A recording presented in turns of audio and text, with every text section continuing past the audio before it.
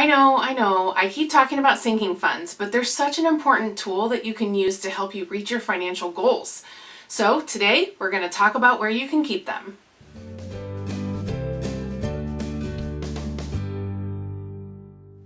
Hi friends, welcome to the Budget Bounce. I'm Jen, and we use a budget to tell our money what to do, including bouncing debt out the door.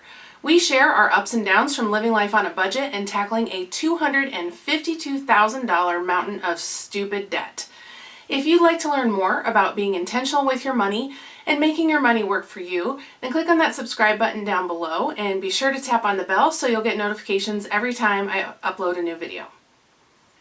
You can also find me on social media, just look for the Budget Bounce. We've gone over 8 different sinking funds that I recommend for various needs. Today we're going to talk about where you can keep your sinking funds.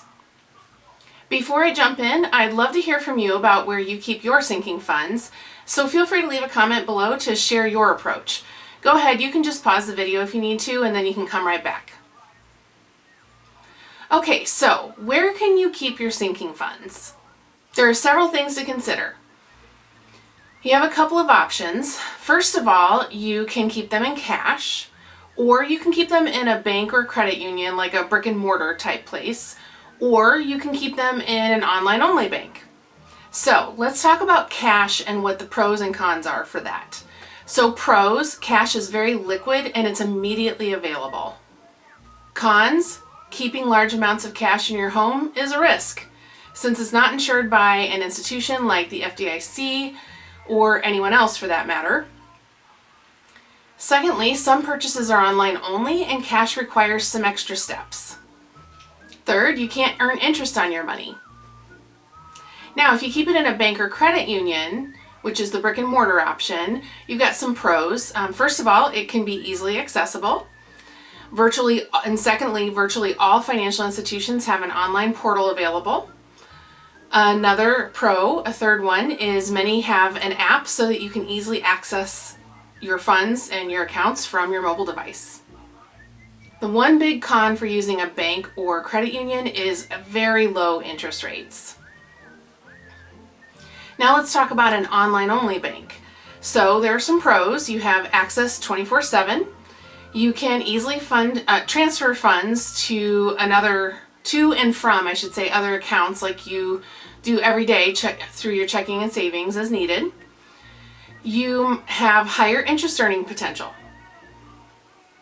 Cons of using an online only bank is it can take 2 to 3 business days to transfer funds between the online bank and your everyday accounts. And some of them don't have a very good ATM network. If you decide to keep your money in the bank, you also have a couple of different choices for types of accounts. First, you can keep it in your checking account where it's available whenever you need it. You can keep it in your savings account, or you can keep it in a money market account. Now, if you keep it in your checking account, it'll be right there for you whenever you need it. If you keep it in a savings account, this is a really popular option. Actually, this is one of the things that we do. And there are several high-yielding savings accounts available to choose from right now. And those rates vary anywhere from 1 to 2.5%. Be careful, as there are limits on the number of withdrawals that you can make from a savings account. Many banks limit it to 6 per month per account. Now, if you put it in a money market account, this also has the 6 withdrawal limit per month. And these are good for larger funds that are rarely accessed, like for a car replacement fund or maybe your 6-month emergency fund. And they typically have a higher interest rate than anything else that is out there without getting into investments.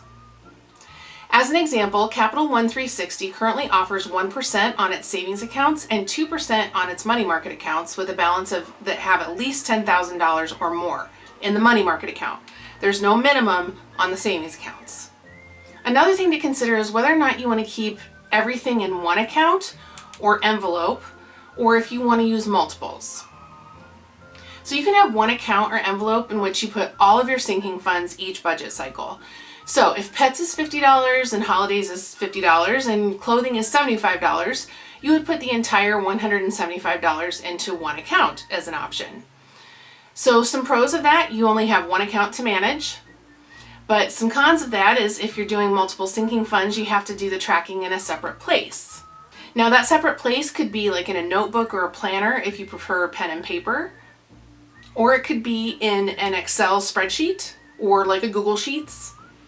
Now if you're thinking about doing individual accounts for each, in the example above with 3 different sinking funds, you would put each amount into 3 separate accounts, the 50, 50, and 75. Now the pros of that is there's no need to track your funds elsewhere, and you can clearly see how much you have available in each fund. The cons of that is you may be limited as to how many accounts your banking institution will let you open. There might also be a time delay in transferring the money to your everyday bank where your checking account resides. All of the things I've talked about here are very personal choices. You have to figure out what works best for you within your budgeting process or system. I personally do better with managing separate accounts all online. For me, I need to go through the exercise of moving the money for each individual account so that I'm forced to think about it and be conscious of it. Being more aware and seeing what we have in each account does something for me psychologically that I have trouble articulating for you, but it's just kind of my thing, I guess. I am a nerd after all. For others, putting it all into one account where you can see the total balance grow consistently larger is the psychological boost that they need. They might also need to simplify things for themselves by only managing the one account or envelope. We also keep everything in the bank rather than in envelopes in the house. I'm not totally against cash envelopes. They were an amazing tool for me when I was single and working through baby step 2 by myself.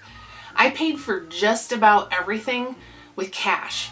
And it was so empowering and rewarding to get to the end of the month with a couple bucks left in an envelope or 2. But today, with a family and the way that we spend, we are better off doing everything electronically. How you manage your sinking funds is entirely up to you. You can try one method and change it up if it doesn't work for you. You can do cash envelopes and bank accounts if you want.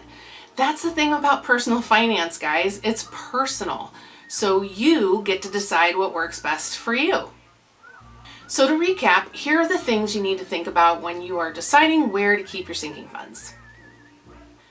Will you keep them in cash or in the bank in electronic form? Will you have one account to keep them all in, or will you do individual accounts for each fund? If you're keeping them in the bank, what type of account will you use? Checking, savings, or money market? Will you take advantage of some of the great interest rates associated with online banks? Now it happens, I'm putting together a video to share several online banks and what they have to offer. They are a great option for anyone trying to reach their savings goals. So be sure to watch for that one to come out soon. I have created a playlist for this series about sinking funds, and I'll put it in the card right up here in the corner for you. And so I'll put it in the card up there for you so you can check out all of the videos in one place. And I'm also going to put a link to it in the description box below. So don't forget to comment below to tell us where you're keeping your sinking funds, and feel free to ask questions in the comments if you have any for us. Give this video a thumbs up if you liked it, or down if you didn't. And if you haven't subscribed yet, I would love for you to join the Budget Bounce family by clicking on that subscribe button below.